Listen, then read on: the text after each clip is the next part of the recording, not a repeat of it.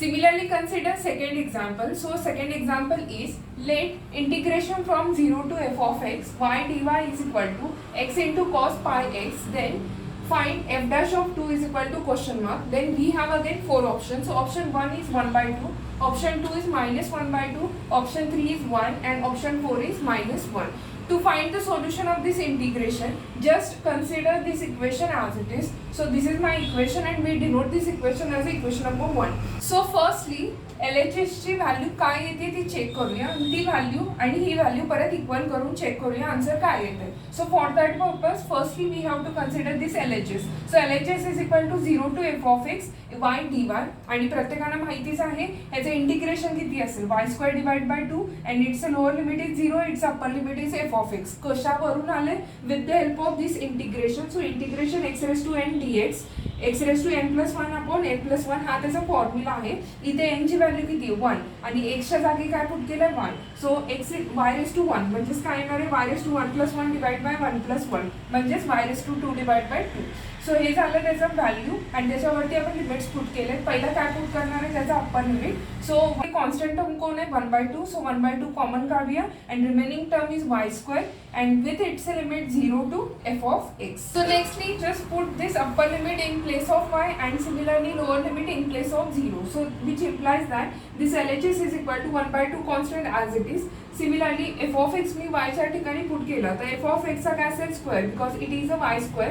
Similarly 0 put केल्यावर 0 चा काय होईल square. So that implies 1/2 as it is f of x चा square is f of x it's a bracket square. 0 तर cancel झालाय. So we have obtained this LHS as a this equation आणि ह्याला equation number 2 ने आपण denote करूया. आता next step काय असेल हे इक्वेशन 2 पुट करूया आपल्या गिवन इक्वेशन मध्ये. That is our equation number 1. So after putting the value of equation 2 in equation 1 then we have obtained काय काय ऑब्टेन झालेलं आहे ह्याच्या ऐवजी आपण इक्वेशन 2 ची व्हॅल्यू पुट केली. That is 1/2 into f of x it's a square. RHS that time remains as it is. Now next term is what?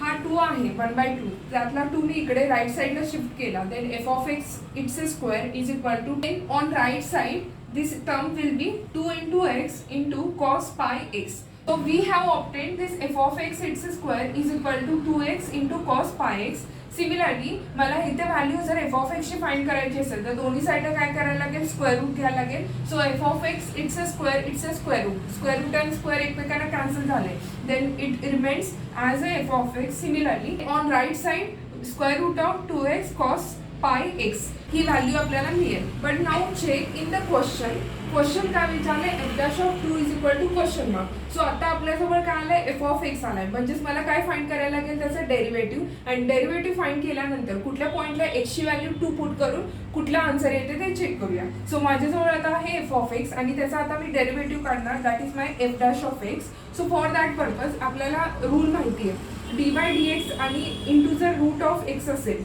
तर त्याचा डेरिव्हेटिव्ह किती असतो 1/2 रूट x आणि जो x आत प्रेझेंट आहे त्याचा डेरिव्हेटिव्ह किती असेल पुढे प्रेझेंट असेल. सो x चा derivative with respect to x is 1. So into 1 लिहिलेला आहे. सिमिलरली आता ह्या f of x चा मला डेरिव्हेटिव्ह फाइंड करायचं म्हणजेच f of x चा derivative on LHS f dash of x. आता ह्याचा फाइंड करा ह्याला ट्रीट करा लाईक दिस. सो dy/dx जर रूट x वरती अप्लाय करत असाल तर 1/2 रूट x आला. सेम पद्धतीने या रूटचा डेरिव्हेटिव्ह फाइंड करताय म्हणजेच काय 1/2 रूट हे टोटल रूट येणार आहे. That is root of 2x into cos pi x. Similarly शेवटी काय येणार आहे डेरिव्हेटिव्ह ऑफ दिस आतल्या टर्मचा डेरिव्हेटिव्ह इंटू करून घ्यायचा आहे. सो आतल्या टर्मचा डेरिव्हेटिव्ह फाइंड करायला लागेल. सो 2 यातला कॉन्स्टंट आहे तो 2 ॲज इट इज घेतला. सिमिलरली इथे x into cos pi x या दोघांचा डेरिव्हेटिव्ह रूल यूज करायचा आहे आणि कुठला रूल आहे हा product rule. So product rule use करताना x पहिल्यांदा काय केलं ॲज इट इज ठेवला derivative of second. So cos pi x याचा डेरिव्हेटिव्ह किती असेल मायनस साइन पाय एक्स आणि हा कॉन्स्टंट आहे त्याला सुद्धा मल्टिप्लाय करून घ्यायचा पाय प्लस. आता काय करूया पहिलाचा डेरिव्हेटिव्ह आणि सेकंड टर्म काय असेल as it is right. So x चा derivative with respect to x किती असेल 1. सो 1 इंटू हा second term as it is that is cos pi x. So we have obtain this derivative f dash x as this. So this is your last term जी खाली होती ती वरती लिहून घेतलेली आहे. This is your f dash of x is equal to something. So check करा इथला 2 एकमेकांना कॅन्सल होतील. So f dash of x is equal to ही टर्म ॲज इट इज इथे लिहिली आणि divide by this square root. ठीक आहे. सो आता काय फाइंड करायचं f dash of 2 is equal to question mark आणि आता आपण काय फाइंड केलं F dash of x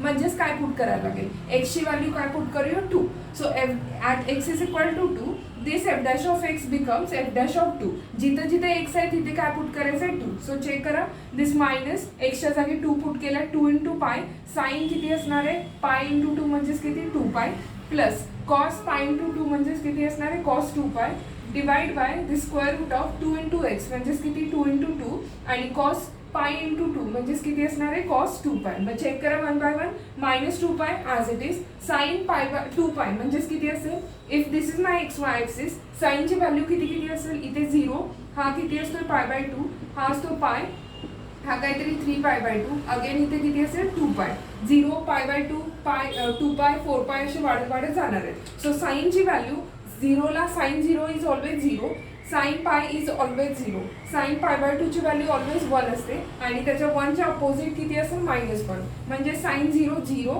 sign pi by 2 1 sine pi is again 0 sine 3 pi by 2 again -1 परत किती आहे ट्विस्टिंग परत एकदा सायकल फिरवत जायचं आहे साइन 2 पाय किती असणार आहे 0 आणि तेच फाइंड करायचं होतं दिस इज माय साइन 2 पाय आणि त्याची व्हॅल्यू किती असणार आहे 0 प्लस आता काय व्हॅल्यू फाइंड करायची कॉस 2 पाय सो साइनच्या उलटं करायचं आहे कॉसला कॉस 0 ची व्हॅल्यू किती आहे 1 त्या 1 च्या बरोबर समोर किती असेल -1 आणि cos पाय बाय 2 वरती किती असेल 0 त्याच्या बरोबर समोर सुद्धा व्हॅल्यू किती असणार आहे 0 सो cos 0 इज 1 cos पाय बाय 2 इज अगेन 0 cos पाय is -1 cos 3 pi by 2 is equal to मग 0 cos 2 पाय इथे 1 होता cos 0 ला तर अगेन 2 पाय सुद्धा व्हॅल्यू किती असेल 1 येईल सो आता काय फाइंड करायचं आहे cos 2 पाय आणि cos 2 पायची व्हॅल्यू किती आहे 1 divide by the square root of 2 into 2 is 4 and cos 2 पाय अगेन त्याची व्हॅल्यू किती असणार आहे 1 सो सॉल्व करून घ्या दिस इंटू 0 सो आन्सर किती असेल 0 पहिली term plus 1 and that is a plus 1 divide by 4 into 1 is 4